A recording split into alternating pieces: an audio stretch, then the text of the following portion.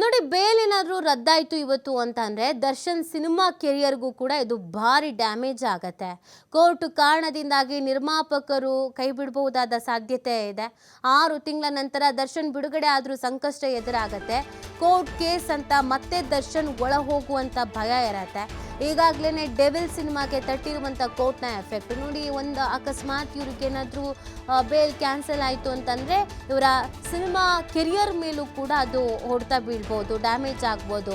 ಈಗ ಬಂಡವಾಳ ಹೂಡೋರು ಅಯ್ಯೋ ಬೇಡ ಬಿಡ್ರಿ, ಮತ್ತೇನಾದರೂ ಜೈಲಿಗೆ ಹೋಗ್ಬಿಟ್ರೆ ಮತ್ತೆ ಕೋರ್ಟು ಅದು ಇದು ಅಂತ ಅಂದ್ಬಿಟ್ಟು ಸುಮಾರು ವರ್ಷಾನ್ಗಟ್ಲೆ ಆಗ್ಬಿಟ್ರೆ ಸುಮ್ಮನೆ ನಮಗೆ ಸಮಸ್ಯೆ ಆಗುತ್ತೆ. ಬಂಡವಾಳ ಹಾಕ್ಕೊಂಡು ಕಾಯ್ಕೊಂಡು ಕೂತ್ಕೊಳ್ಳೋದಕ್ಕಾಗಲ್ಲ. ಹೀರೋನೇ ಜೈಲಲ್ಲಿ ಇದ್ರು ಅಂತಂದರೆ ಸಿನಿಮಾ ಶೂಟಿಂಗನ್ನು ಕ್ಲಿಯರ್ ಮಾಡೋದಕ್ಕೂ ಆಗಲ್ಲ. ವರ್ಷಾನ್ಗಟ್ಲೆ ನಾವು ಇದನ್ನು ನೋಡ್ಕೊಂಡು ಕೂತ್ಕೊಳ್ಳೋಕ್ಕಾಗಲ್ಲ. ಕೋಟಿ ಕೋಟಿ ಬಂಡವಾಳ ಹೂಡ್ತೀವಿ ಅಂತ ಅಂದ್ಬಿಟ್ಟು ಯೋಚನೆ ಮಾಡ್ಬೋದು. ಹಿಂದೆ ಮುಂದೆ ಯೋಚನೆ ಮಾಡಿ ಬೇಡ ಅಂತಾನೂ ಕೂಡ ಸುಮ್ಮನಾಗ್ಬಿಡ್ಬೋದು. ಹಾಗಾಗಿ ಇದು ದರ್ಶನ್ನ ಸಿನಿಮಾ ಕೆರಿಯರ್ ಮೇಲೂ ಕೂಡ ಒಂದಲ್ಲ ಒಂದು ರೀತಿಯಾಗಿ ಹೊಡೆತ ಬೀಳಬಹುದಾದ ಸಾಧ್ಯತೆಗಳೇ ದಟ್ಟವಾಗಿರೋದು. ಯಾಕೆ ಅಂತ ಹೇಳಿದ್ರೆ ನೋಡಿ, ಈಗಾಗಲೇ ಅವರು ಈ ಹಿಂದೆ ರೇಣುಕಾಸ್ವಾಮಿ ಕೇಸ್ ಆದಮೇಲೆ ಜೈಲಿಗೆ ಹೋದ್ರಲ್ಲ, 6 ತಿಂಗಳು ಇದ್ರಲ್ಲ, ಅದಾದ್ಮೇಲೆ ಈಗ ಹೊರಗೆ ಬಂದರು. ಇನ್ನು ಡೆವಿಲ್ ಸಿನಿಮಾದ ಶೂಟಿಂಗು ಅದು ಇದು ಅಂತ ಮುಂದುವರಿತಾನೇ ಇದ್ದಾರೆ. ಕಂಪ್ಲೀಟಾಗಿ ಮಾಡೋದಕ್ಕಾಗಲ್ಲ. ಒಂದು ಸಾಂಗ್ ಏನೋ ರಿಲೀಸ್ ಮಾಡ್ತಿದ್ದಾರೆ, ಆ ಪೋಸ್ಟರ್ ಒಂದು ರಿಲೀಸ್ ಆಗಿದೆ ಅನ್ನೋದೊಂದು ಹೊರತುಪಡಿಸಿದ್ರೆ ಇನ್ಯಾವುದೇ ರೀತಿಯಾದಂಥ ಅಪ್ಡೇಟನ್ನು ಪಡ್ಕೊಳಕ್ಕೆ ಆಗ್ತಾ ಇಲ್ಲ. ಮತ್ತು ಇನ್ನೂರು ಹೊರದೇಶಕ್ಕೆ ಶೂಟಿಂಗಿಗೆ ಹೋಗಬೇಕು ಅಂದರೆ ಮತ್ತೆ ಅದಕ್ಕೂ ಕೋರ್ಟ್ ಮೊರೆ ಹೋಗಬೇಕಾಗತ್ತೆ. ಸೊ ಸಮಸ್ಯೆಗಳಿರುತ್ತೆ. ಹಾಗಾಗಿ ನಿರ್ಮಾಪಕರೇ ಇವರನ್ನು ಆಯ್ಕೆ ಮಾಡೋದು ಸ್ವಲ್ಪ ಕಷ್ಟ ಆಗಬಹುದು.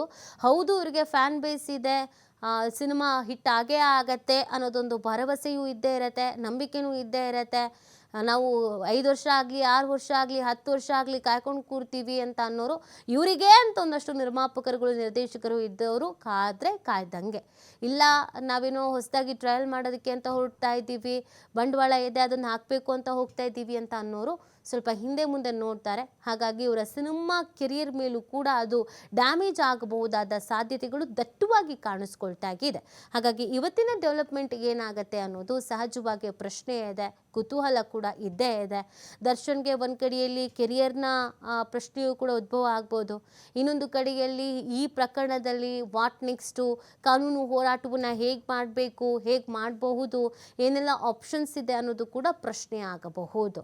ಹಾಗಾಗಿ ಇವತ್ತು ಸುಪ್ರೀಂ ಕೋರ್ಟ್ನ ತೀರ್ಪಿನ ಮೇಲೆ ಇದೆಲ್ಲವೂ ಕೂಡ ನಿಂತಿದೆ. ಇವರ ಸಿನಿಮಾ ರಿಲೀಸ್ ಆಗೋದಾಗಿರ್ಬೋದು, ಸಿನಿಮಾ ಶೂಟಿಂಗ್ ಆಗೋದಾಗಿರ್ಬೋದು, ಅಥವಾ ಇವರು ಈ ಪ್ರಕರಣದಿಂದ ಹೊರಗೆ ಬರೋ ರೀತಿ ಆಗಿರ್ಬೋದು, ಪ್ರತಿ ಒಂದೂ ಕೂಡ ಇವತ್ತಿನ ಜಡ್ಜ್ಮೆಂಟ್ ಮೇಲೆ, ಇವತ್ತಿನ ಆದೇಶದ ಮೇಲೆ ಎಲ್ಲವೂ ನಿಂತಿರುವಂಥದ್ದು.